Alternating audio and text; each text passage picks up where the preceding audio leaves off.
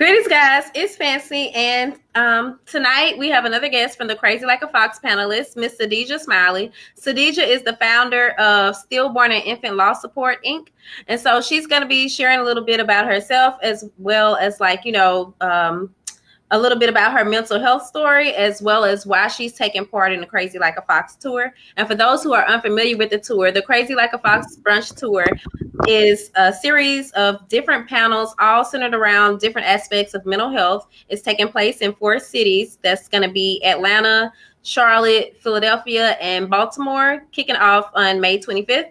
We also have some articles and flyers and things like that up on the SwagHer.net site, as well as you can learn more about it at the crazylikeafoxtour.com website as well.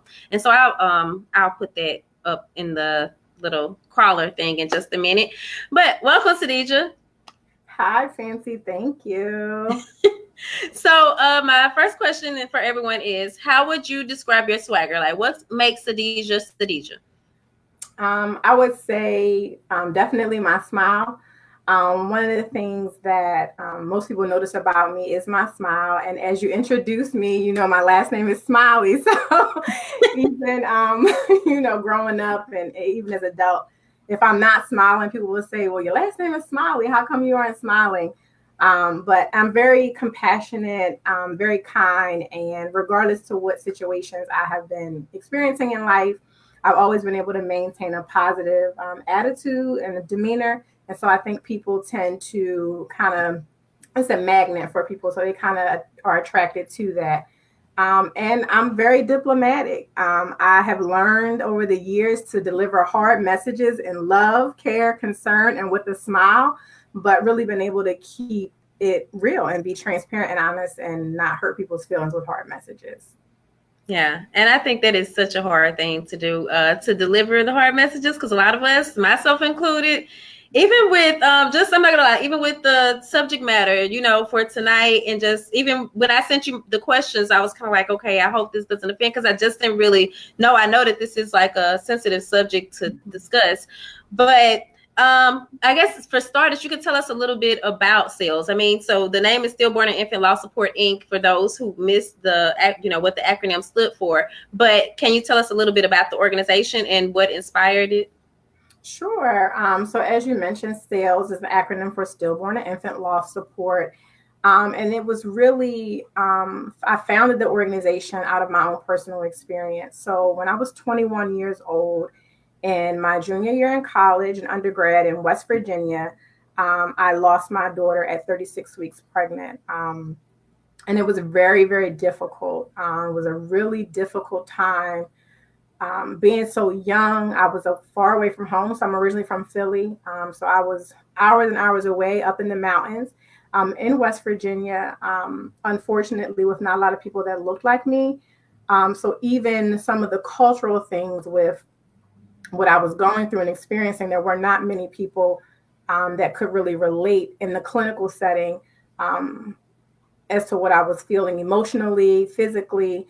And so after a while, it took me a really long time to really talk about what happened, to talk about my daughter, Aviana. So I found the organization to honor her life and also to support other individuals that have experienced it, because it's a very difficult and isolating time.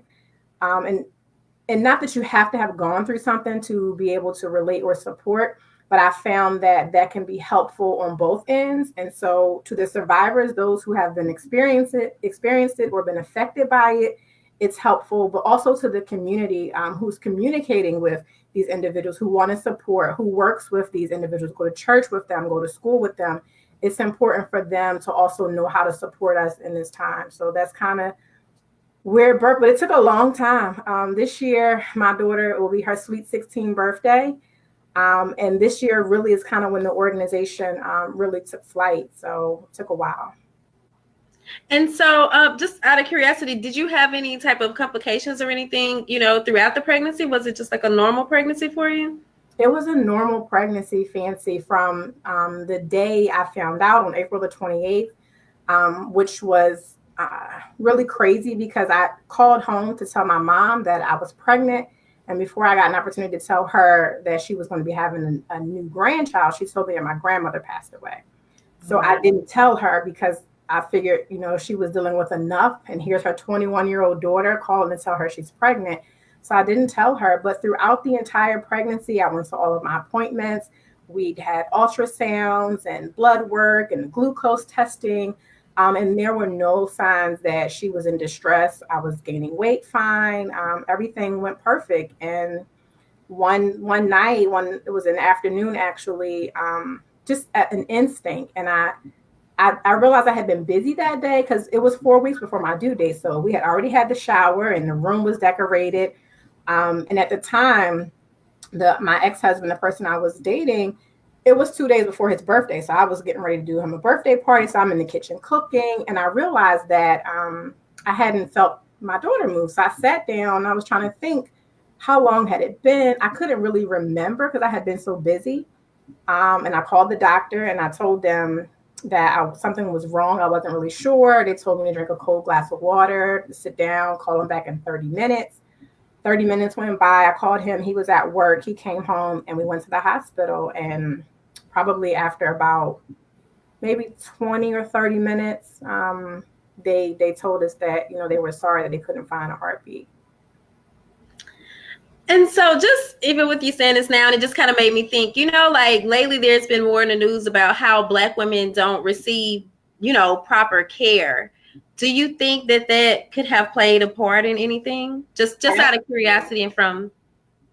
Absolutely. And I think, like I said, not only just Black, because if you think about it, this was in 2003. So we're talking almost 16 years ago. So not only was I in a place, like I said, culturally, there were not a lot of people that looked like me. And it was some time ago. So even certain medical advances and things that they have now were not available. Even some of the supports were not available. And so finding, someone who looked like me in West Virginia 16 years ago was very difficult. And like I said, even I called the doctor to this day, when I talk to other women, some other women have been told the same thing. And I'm like, who would tell their patient? And then he said, well, if you want to come in, you can come. What do you mean if I want to come in? I'm telling you that my child is not moving. Of course I want to come in. Right. There's no question. And it just, so I know for sure that has something to do, with us just not being taken serious and not feeling confident enough to challenge that. Right. Because when he told me to drink water, I could have said, no, I'm not drinking water. I'm coming in. Who was going to stop me? I would have came to the hospital and they would have seen me. But because I wasn't really confident in how I was feeling, and I'm trusting that this is the doctor, this is the medical professional. Exactly. They know what they're talking about. So I'm going to follow the instruction and not really being empowered to make my own decision. Wow. And just even just with you saying it just made me think, because oftentimes, initially I was like, yes, because we really do oftentimes, we don't question people, especially if you don't really question the doctor. But as I'm just learning and reading more, I like the fact that more women in particular are talking about how we should be questioning the doctor more, and being more concerned with our health. And I just even think about when I had my last daughter, like the doctor didn't even tell me that I was in labor. He just told me to just go. He told me to leave his office and just go straight to the hospital. But that was it, and I had 2 other small kids at the time. I didn't even have any help, So for you to just tell me, just go straight to the hospital, and I don't really know, but something just within me was like, hey, you know what? You probably need to go ahead on, because I had another, my other daughter was 2, like go ahead on and get her out of daycare, get my son, who was maybe about 8 or so, from school, and actually make arrangements, because I ended up having to go to the hospital in a whole nother city. So had I not known that, had I not taken those steps myself, I easily would have been in a, I don't know, I want to say inconvenient situation, but overall, so I do get that though. Yeah. And just, gosh, I'm sorry, I lost my train of thought. Well, I was going to ask, so what type of, of course, there was a lot to deal with and to get over, but then does your mental health story, did it begin before this, or did everything kind of occur after that? Just trying to, get yourself back together, back on track, your life back on track after that occurred?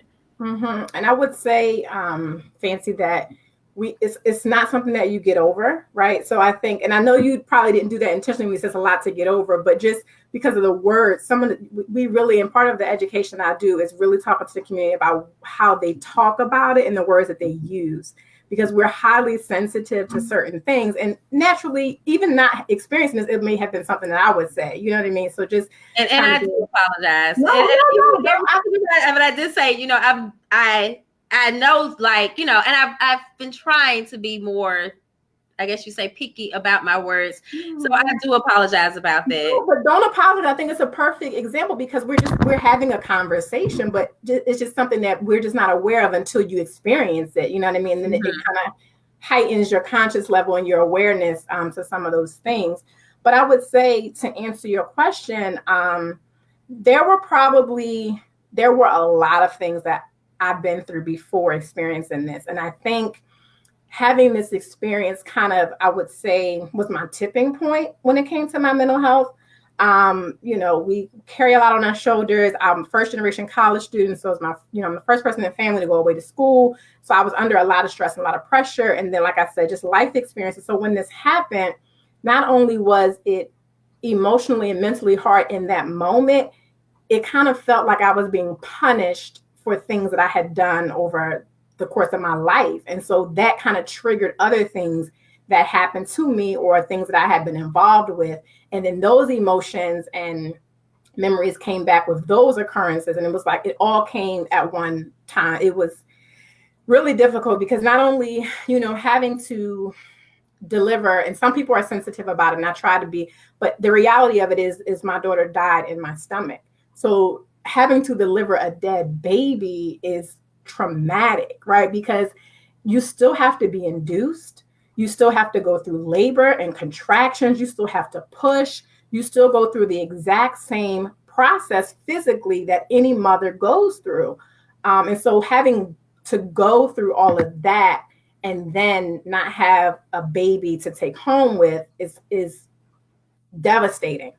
But not only that, waiting to deliver the baby is more devastating. You know what I mean? Because here I am in the hospital. I was in labor for 26, 27 hours. Because now, not when you are induced, period, it takes long because you're forcing the body to do something that's not ready to do. So I had to be induced, and then waiting for this process to take place with no happy ending was mental anguish. So just even preparing up to that moment and then leaving the hospital with no baby, leaving empty-handed, and then having to go home, and people, visibly you no longer look pregnant, and so people asking, and I was 9 months, so people were expecting a baby, so then having to go through the questions, and people, again, not knowing, and it's not intentional, they just know one day you look pregnant and the next day, so they assume you had the baby. So people are asking, oh, did you have the baby? And so having to go through that process. Now, I was in my junior year at the end of the semester, so I didn't go back. I couldn't go back to school. I couldn't walk on the campus. And some of my campus mates or schoolmates from West Virginia State University may be watching. Some of them may remember going through this on campus. So I couldn't go back to school. So, then worrying about, well, what about school? What about my grades? So it was a lot that I had to deal with, and I dealt with in silence. I didn't talk about my daughter. I didn't talk about the anxiety and the depression and the suicidal thoughts. I tried to take my life several times during the first 2 months after coming home. And my ex-husband at the time, we were living together, and there were days where I didn't want to get out of bed. I didn't want to eat. I didn't want to bathe. I didn't want to live. I couldn't see how I was going to move through this, how anybody could come out on the other side of this, because it just defies the natural order of life. Who thinks that their child is going to die before them? And when you get pregnant, all you know is you have a baby. And if you pass 12 weeks, then you're in the clear. Everything's okay. So I know I said a lot, but that. No, but actually, I think you actually revealed a lot of things to us that many of us may not have realized before, so really you painted a visual, but I think it was needed. And do you need a minute? Are you okay? I'm good. Thank you. Okay. So, with the organization, like, what type of work do you all do then? Like, what is it that you're providing, or the services, or the resources, or how does that work? And so in our first year, so we just kind of, like I said, took flight. Things kind of kicked off really quickly this year. So most of our work now in the first year of 2019 is raising awareness, is letting the community know that this is a thing. It's a real thing. Just like, again, and if you smoke cigarettes, it's a possibility that you could get cancer. If you drink, then you know that you get liver poison, or you could have, something wrong with your organs. I think that the world needs to acknowledge and know that if you get pregnant, that there's a possibility that, the baby does not go full term and come out alive. And so the first year is in our raising awareness. We are having our first annual Survivors Summit this Saturday, May 4th. Here in Maryland at the Odenton Regional Library. I'm super excited and anxious, but so we have a really powerful event and a lineup of speakers and time of networking to really let the community know that as survivors, we are here. But again, like I mentioned, as the community, how can you support us? Because it's nice to be among people that understand, but we are always going to be among people who have not experienced what we experienced. So really equipping the community to have a conversation and support those individuals that have experienced it. And honoring the babies. October is National Pregnancy and Infant Loss Awareness Month. And so during that month, we have the Wave of Light plan, which is an hour on October the 15th that we light a candle for all the babies that have gone too soon. So we will be doing that. And then planning for next year, starting next year, our support groups will begin, where we'll be having joint conversations in the community at locations to bring survivors and community members together to have that conversation. My bigger vision is that, eventually we would do policy and advocacy, because you don't get a birth certificate when your baby is stillborn. You get a death certificate because the baby, so there's no record that your baby existed. So it's important that, we recognize the lives, because from the moment you find out you're pregnant, that baby exists inside of you, and you begin thinking about the names and the godparents and all of that. So I think it's important that we acknowledge that. So maternity leave, you still had a baby, your body still went through this process, Right. but you don't technically qualify for maternity leave because you don't have a living baby. You could do short-term disability, you could use your leave. But in terms of having that time to recuperate and recover or start the recovery process, you don't have access to that. The fathers, same thing. Men are dealing with this as well, and them having to be able to take paternal leave. Those things are not options right now. So in the future, those are some of the things that we also, want to tackle and bring to the table. And I never knew that like that, but I think that is definitely like needed. You would think people would need that time, to grieve, or to, I don't want to, yeah, but I see you, but it's conscious. You think you're aware of it now. Yeah, and because I even wanted to just ask you, like, I don't know what is a better way to word that question, because what I really would like to know, because I may, interview someone else, and it is a touchy subject. So I want to know myself. And even I actually think it would be good if we could do something on the website that kind of just shared more to make people, more aware, basically what you're doing, but make people more aware of how to talk about this, Mm-hmm. Yeah, how to communicate. And I think the biggest thing is to ask about the baby, because one of the things that I know I love, and many of our others in the lost community, we want to talk about our baby, because she or he, or sometimes they don't know the sex, they may have miscarried before, but the baby exists. They have names, calling them by name. Her name is Aviana. So when talking about her, addressing her by name, and really asking, is there anything that I can do to help you remember, or, in this process? And I think, like you said, the biggest thing is, because even when I'm out in the community, I have people stop me who have family members, and they say, oh my God, this is great work that you're doing. I'm so glad. Can you talk to my sister? Because she's still stuck. She can't get over it. And it's like, Well, she's never going to get over it. And so what I try to talk to, again, the community and other survivors is you move through it, you move forward, and you take your baby with you as you go through the process. Because again, the biggest thing is that some people are going to forget. Because just like any other passing of someone, right afterwards, you have food and you have all these things and everybody's calling you. But then after a couple of days or weeks, people forget or they go back to their lives.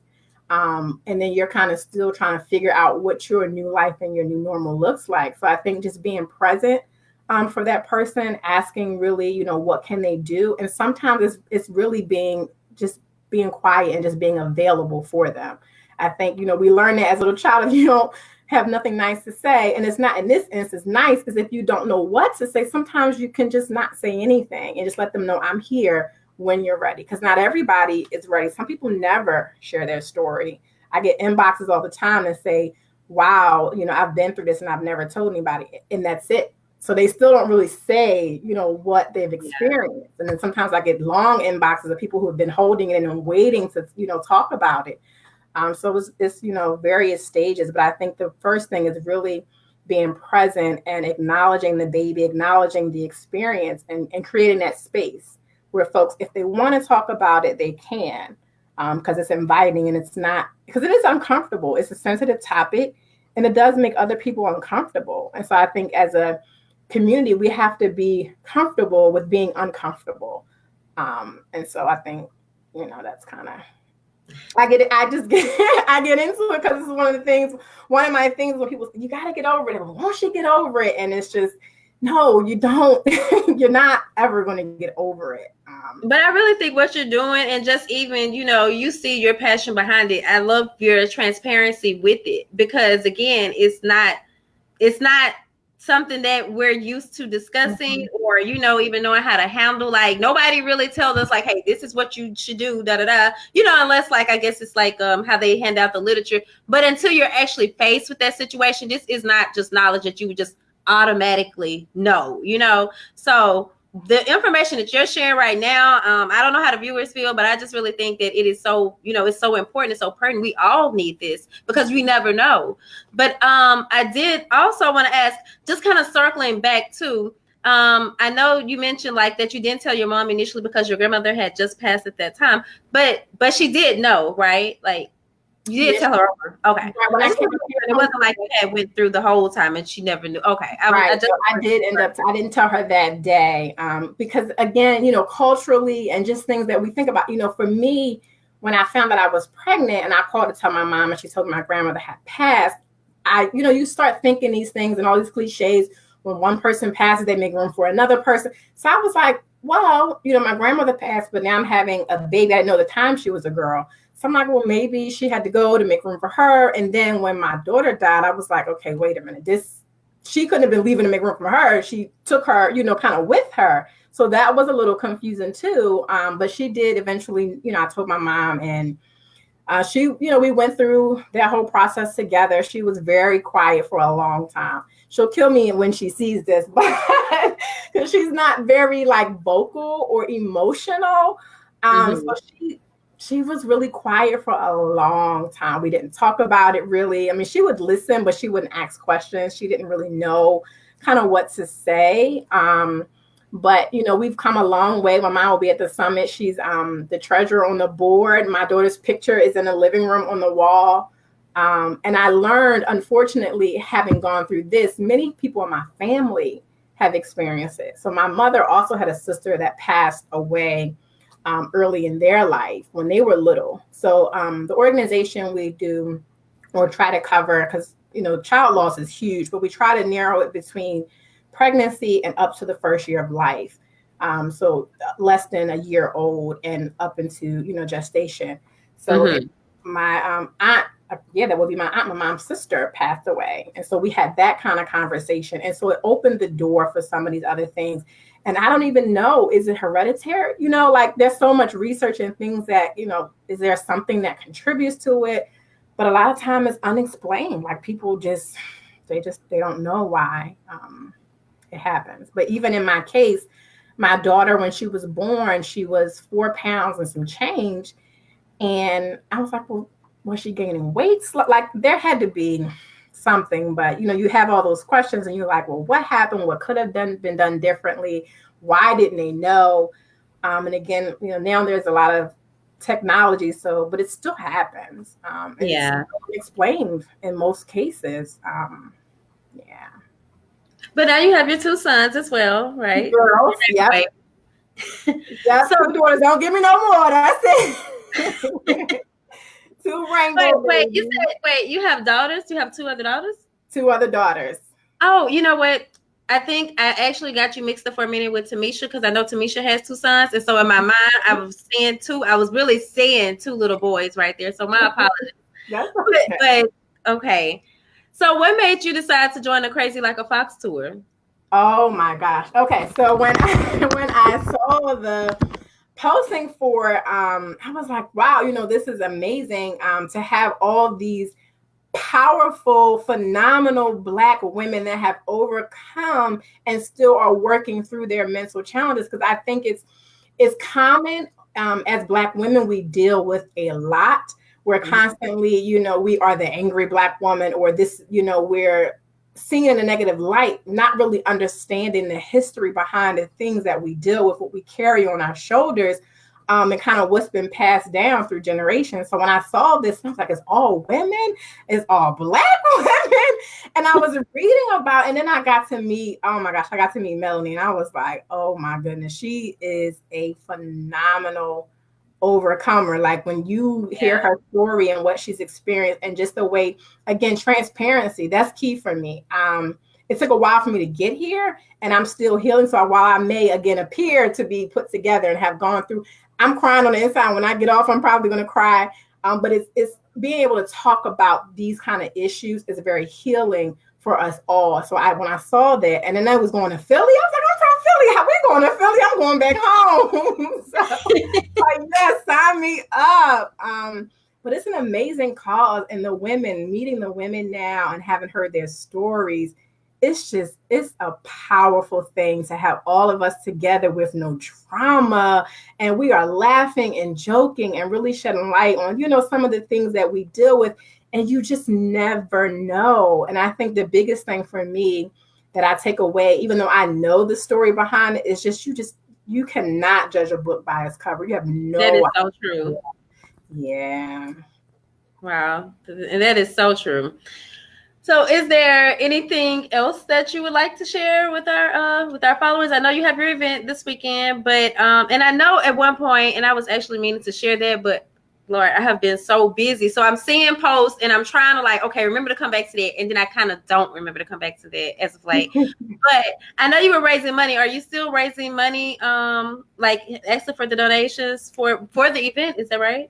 Yeah, so for the organization as a whole, so we are always a nonprofit. So anybody in the nonprofit space knows that it's not a lot of money. And when you start up a nonprofit, you pay for a lot of the things out of your pocket, and your earned income, and you try to raise money. So yes, we are still doing fundraising. You can donate. Our Cash App is the $ Born Into Silence. You can donate by PayPal, which is our email. It's sailsmaryland@gmail.com. We also have a website that you can go on and donate to. And the donations and any of the proceeds that we receive go to our events, our materials that we put out to raise awareness, and to the family. So this year, around Christmas time, Thanksgiving, Christmas time, we're going to do ornaments. We're going to do our first project. So we're going to do Christmas ornaments for the babies that have passed and send them to families. So we're going to start doing some of those projects. So yes, please do donate. We have a couple of events. So this is the first time I'm announcing. I'm going to announce it on Saturday, but I'm going to do a little leak. So we have our launch brunch coming up August the 24th. So that will be our official launch party for the organization. So that's exciting too. And I'm sorry, because I just thought about, hey, I could put a crawler in, but then I also got my hair stuck. But so I'm like, okay, all of this is going on. I don't want to sound like I'm being rude, but I was like, hey, you know what? You could put the web address, because I also got to go back and ask Simone's from last night too. But what is the website address, or where can they, either the web address or the email or someplace that they can, continue to follow up with you at? Yeah, so they can also follow. You can. Our email is SAILS SAILS Maryland spelled out at gmail.com. Okay. They can follow us on all social media: Facebook, Twitter, Instagram. Born into Silence. Look, I don't know how much more it's gonna show, but we should be able to get that. Oh, look at that! Yeah. This system, okay.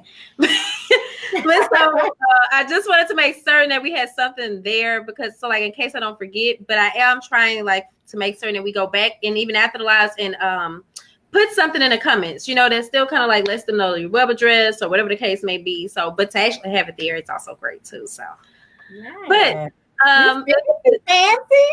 Yeah, look, we've come a long ways as opposed to asking, hey, can y'all see us? Can y'all see the that's why I hadn't really been promoting them because I was like, look, until we get this, flowing the way I want it to flow properly, I don't want to just start promoting it. So I'm proud of everybody that we've been able to, get done off of this platform. It seems like it's been going well. Mm-hmm. But is there anything else that you care to share before we wrap up? No, the only thing I would say is if, for individuals that have been affected and have experienced loss, to find someone that you love, that you trust, and that you feel comfortable with talking about it. Even though you want to hold it in, because I think one of the things I know I struggled with was not wanting people to pity me and feel sorry for me. Because it is a very sad occurrence, but then you almost feel like a burden. So you don't want to tell people, you don't want to kill their vibe or ruin the mood, by talking about it. But I would encourage survivors and those that have experience to talk about it, because there's healing in talking about it and in sharing and being able to hear, that someone else has survived it, because many people, succumb to those kind of circumstances. And like I said, I attempted suicide. By the grace of God, it did not work, and I'm still here. And so I take that very seriously and not lightly, that there's a purpose in that pain. And I would encourage women and men to turn that pain into power and to really help someone else. Because even though I'm doing this work and it's very important to me, I'm still healing and helping myself in the process. So I just encourage folks to talk about it. And those that don't know anything about it, email me, call me. You can ask me anything. If you're not sure how to approach someone on your job that it just happened to, or that's, dealing with that, or you're not really sure, email us, stop by, send us an inbox, a DM, anything, but have the conversation. That's what I would leave the viewers with is join the conversation. Let's not be still, join the conversation. Yeah. And I just have to say, so you have to be so strong. Like, you can see your strength though, because a lot of people, just even to share what all you share with us, and you could just see it within you, your strength, and I just commend you for that. The fact that you do want to have the uncomfortable conversation, but also that you are still educating others, because a lot of people with, in similar situations, they may want that pity, or they may, and I don't want to say people deserve it, but you want to, you feel it though, it's a difficult situation all around, but you can see within your spirit, like how you've grown through it, basically. And I just commend you, and I just want to just let you know that, toward the end, because I might forget to message you later on, but I want you to know that, like, I see you as being a very strong woman, and I look forward to seeing you in Philly in, what is it, July the 14th. 14th, yes. 14th. Yeah, I had to write them on my whiteboard. I was like that in too many days. I be telling, because I was given I started being a day off with people, so I was like, Francesca, write the days down so you can answer properly. So yes, both Sadija and I will be in Philly July 14th, and you all, the Crazy Like a Fox tickets they're 15% off for all the cities. Like, so whatever city you decide to buy a ticket for is 15% off until May 6th. And the code to use is Foxy 4, and it's all capital letters. So definitely check it out. And thank you, Sadija, for coming on. And I'm gonna leave the link for the tour itself also under the live once it uploads and everything. But thanks everyone for tuning in. And yeah. Before you go, Fancy, I want to thank you because I think that it is a very difficult conversation. I think you're in a difficult position to have to ask, and not, you have to ask these questions that could be sad or could trigger, certain things within me. And so I commend you for your strength of even being able to lead the conversation and not being afraid to kind of dive in. So again, my whole mission is to break the silence. So I thank you and SwagHer and Stronger Than My Struggles for helping us, to break the silence and creating a space again to have those difficult conversations. So thank you to Fancy. Oh, thank you. You made me feel like a journalist and I'm not trying to just carry on, but I do think that we do need to be discussing this more. There's so many conversations that we don't have out of fear or the uncomfortableness, but I do feel like with the magazine, that is a part of my goal to just like educate people in different ways, because this is certainly a conversation I had never had. So to be able, I'm just happy that you're willing to share, and and that you're so transparent in your sharing. So I just know everybody got something from this tonight. I know everybody was educated. So yeah. So all right, y'all. Thanks again for tuning in. And tomorrow I have Miss Evelyn DeVega, who will be going live with me at 7. So you all can tune in again. And have a good evening. Peace and blessings.